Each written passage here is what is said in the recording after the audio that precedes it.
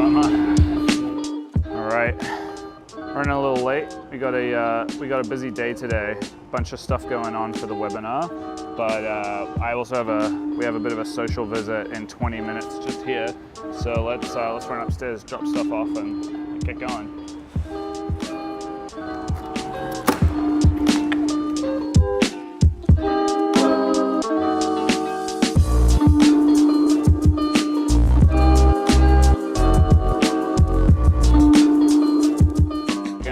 Coffee with another kind of old friend of mine, Bassam. I guess like start of the year, I'm just kind of focusing on reaching out and connecting with some of these old acquaintances and people who are up to stuff in business. Point of today is that this is a guy who actually wrote a book and has built a community around fixing procrastination. You know, so it's really interesting for me and for Commit Action to just see like what he's been up to, what kind of stuff he's working on, a little bit of like, you know, overlap, and we're working in similar fields, maybe some interesting ideas for us to steal, who knows?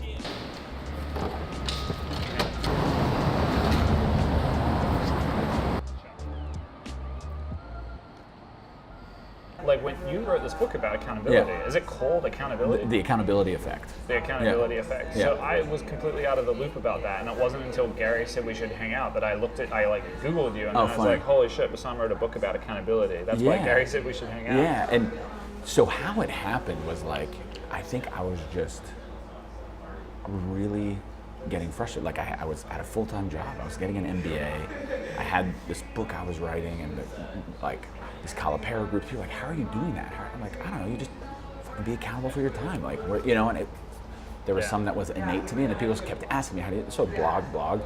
And I decided to go like, here's what's amazing when you make a public commitment about committing to the group. So I wrote a draft of the accountability effect in a 4-week goal setting group session that I created. And I hated every second of it. Like, I don't know if I would have ever written a book, but like I promised this group that next week I would have this done. The next week I would have, and I'm on the hook, right? I'm accountable to these fucking people. That's so meta, I love it. It's you used accountability to write a book to about accountability. To write my own fucking book about accountability. Yeah. Wrote it, and then I set it out for free. My friend Ashita Gupta, do you know I know Ashita? Yeah. So I gave it to Ashita, she read it, she's like, can I get coffee with you? And she was like, I just fucking love this. She's like, it's like a little small book, and it's an ode to accountability. It's got like, it's got characters in there. And she said, you know who would love this? Seth Godin would love this. And at that time, Seth and I had already like interacted. I'd been to his event, and I chimed on some of his blog posts. Hey, have you read this and this? So I had some credibility at that point. She's like, you should email it to him, and you can mention my name. I'm not fucking making this up, but the next day I emailed him at like 11. Said, hey, I wrote this book about accountability. And she just said, 5 minutes later, he goes, sounds amazing. It just so happens tomorrow's blog post is about free resources on the internet, like nonfiction resources. He's like, why don't you send it over? Sent it over, 6 o'clock that night. He's like, this is amazing. Can I blog about it? I'm like, absolutely. And he did, and like no joke, it was like the next morning was like thousands of emails, like people signing up to my blog, and like that, sometimes you need somebody credible to say, hey, you should read this. What did you learn about, because we're just like, we're basically built a company around what you wrote a book about. Yeah. So what was the most like counterintuitive, I haven't read the book. Yeah. What was the most counterintuitive thing that you learned about accountability in that whole period?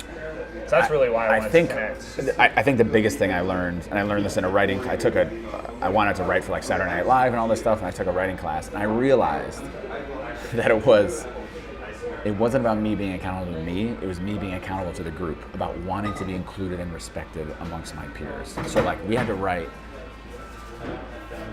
5 sketches every week, right? And come in and like read them to the class, whatever. Previous 6 months, I wrote 0 sketches. 8-week class, I wrote like 40, because each week I had to come in. Why? It wasn't because I said, I would feel bad about myself. It was because I couldn't stand walking to the class and if it got to me, like, Sam, do you have anything? No, I didn't do it. Because all these other people worked their asses off on Sunday night or Monday night and had something to share. And they paid money and they showed up and they came here. Yeah. And so I think the most counterintuitive thing to me is that when you end up caring more about doing it for the other person than yourself almost. Here's the other thing I learned, which was very, very useful, is that I realized a lot of people I had a couple, so I had this 4-week, you know, it was called Calipara, this between 4 and 5 people. You met once a week, you set a 30-day goal in week 1, but then you broke it down to weekly goals, right? Yeah. And I realized what a lot of people struggled with was this feeling of failure if they realized through their weeks that their 30-day goal wasn't gonna come to fruition or that they changed directions. So it was this, oh, but I'm gonna look, and they would almost be afraid to tell me, oh, I can't come next week. Why? And really what it was is, that thing I said I wanted to do, I don't want to do anymore. I go, that is fucking progress. That thing that you thought you wanted to do for the past 6 months, you learned after 2 weeks, just, it morphed a little bit.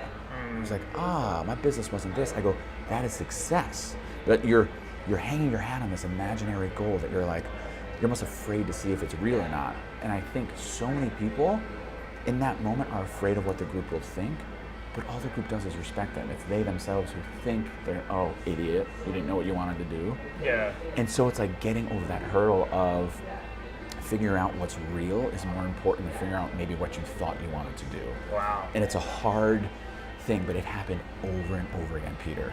It's that's what I wanted to talk about. Yeah. It gives me some insight into, because I think that commit action, that happens all the time as well. All I mean, the we time. literally have the same process. We set these major milestone goals.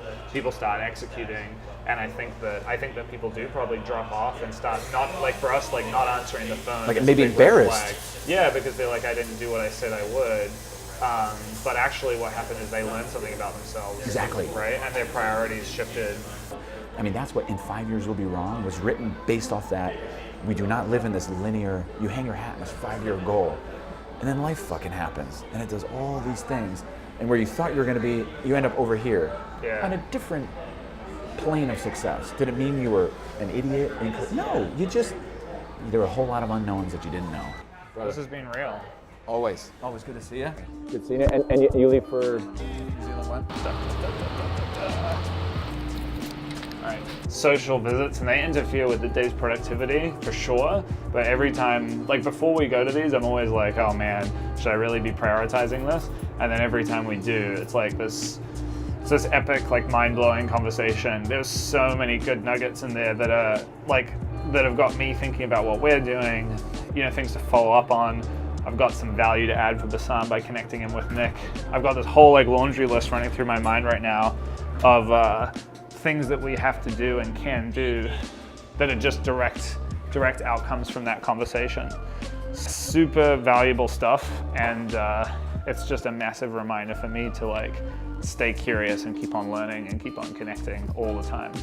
So let's change gears right now because we have a massive day of webinar related stuff that we've got to dig into. Heaps to do.